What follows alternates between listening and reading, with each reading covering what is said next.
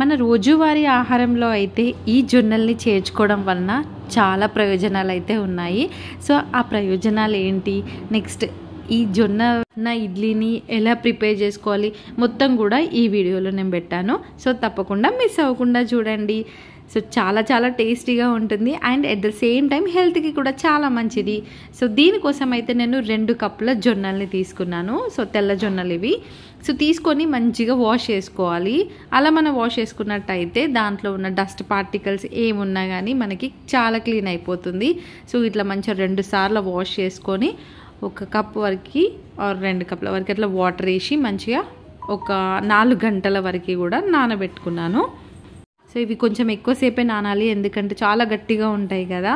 So అందుకే కొంచెం ఎక్కువసేపే నానబెట్టుకొని పక్కన పెట్టుకోవాలి. అట్ ద సేమ్ టైం మనము 2 కప్పుల జొన్నలు తీసుకున్నాం కాబట్టి 1 కప్పు వరకు మినపప్పు తీసుకొని ఇది కూడా నానబెట్టుకోవాలి వాష్ చేసుకొని.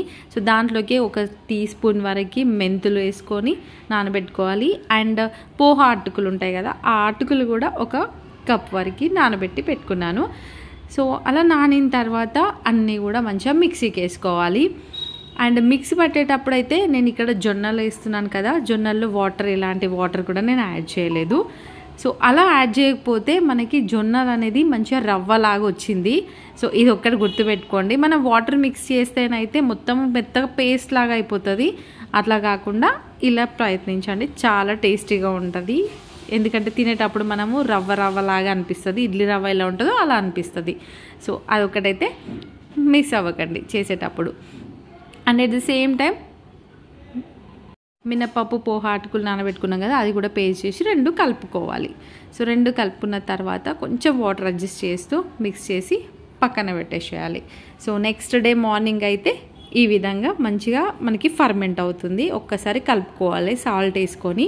సో దీనివల్ల వచ్చే యూజెస్ ఏంటి అంటారా, మెయిన్గా షుగర్ పేషెంట్స్కి చాలా యూజెస్ ఉన్నాయి. సో షుగర్ లెవెల్స్ అనేది పెరగకుండా చేస్తుంది, తొందరగా పెరగదు. ఎందుకంటే గ్లైసెమిక్ ఇండెక్స్ అనేది చాలా తక్కువ ఉంటుంది జొన్నలకి.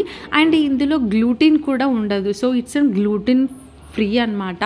సో దానివల్ల మనకి ఎలాంటి స్టమక్ ప్రాబ్లమ్స్ వచ్చే ఛాన్సెస్ అయితే ఉండవు. అండ్ బరువు తగ్గే వాళ్ళు కూడా ఇది మంచిగా హ్యాపీగా తినవచ్చు. సో అండ్ దీంట్లో వచ్చేసి మెగ్నీషియం, నెక్స్ట్ కాల్షియం, ఐరన్ చాలా కంటెంట్లో ఎక్కువగా ఉంటుంది కనుక సో ఎముకలు దృఢంగా ఉండడానికి కూడా చాలా యూజ్ అవుతుంది. మరి ఎన్ని యూజెస్ ఉన్నప్పుడు మనం తినకుంటే ఎట్లా? సో మీరు కూడా సో తినండి ఇలా ప్రిపేర్ చేసుకొని. చాలా సింపుల్ కదా, అండ్ జొన్న రొట్టె కంటే చాలా సింపుల్ అనిపించింది నాకైతే ఇది చేస్తే. మీరు కూడా చేసుకొని తినండి.